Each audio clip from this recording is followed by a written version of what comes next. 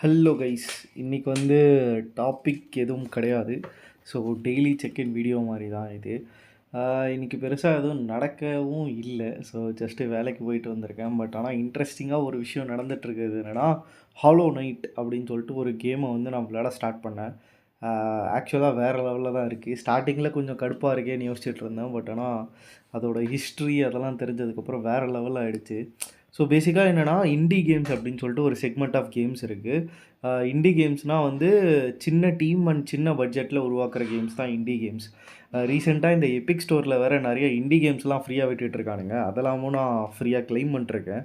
விஷயம் என்னென்னா, இண்டி கேம்ஸை பற்றி தெரியாதவங்க எல்லாருமே ட்ரிபிள் ஏ கேம்ஸ் தான் தெரியும். எனக்கும் பெருசாக இண்டி கேம்ஸ்லாம் தெரியாது.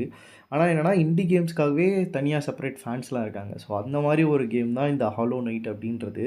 ஸோ இது எப்படி ஸ்டார்ட் ஆச்சுன்னா, வெறும் 2 பேர்லேருந்து ஸ்டார்ட் ஆச்சு.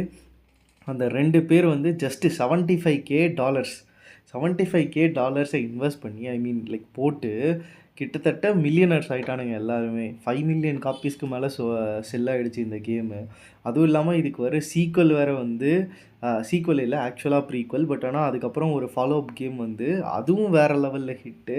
அதுக்காக 7 வருஷம் தவலாம் இருந்திருக்கானுங்க. நான் ஒரு 20 நாள் 25 நாள் வீடியோ போட்டிருக்கேன்.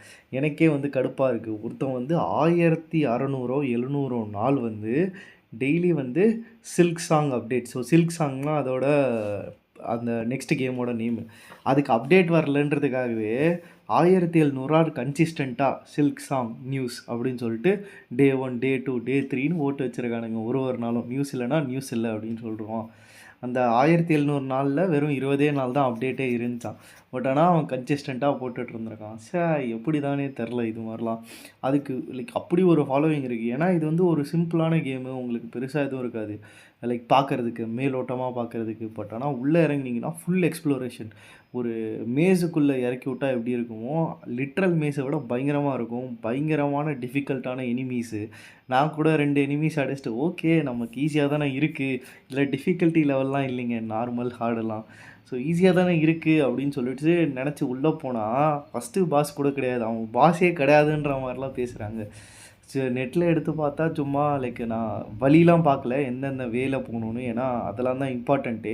பட் ஆனால் பார்க்கவே ரொம்ப இன்டிமிடேட்டிங்காக இருக்குது. அவன் 20 மணி நேரம் 30 மணி நேரம் ஆகிறானுங்க. நான் இப்போ தான் 3 மணி நேரம் விளையாடி முடிச்சிருக்கேன். பார்ப்போம், எனக்கு தெரிஞ்சு ஃபுல்லாக இதுவாச்சுன்னா ஒரு ரிவ்யூ போடுவோம் இந்த கேமுக்கு. இப்போதைக்கு இன்ட்ரெஸ்டிங்காக லோர்லாமும் செமையாக இருக்குது.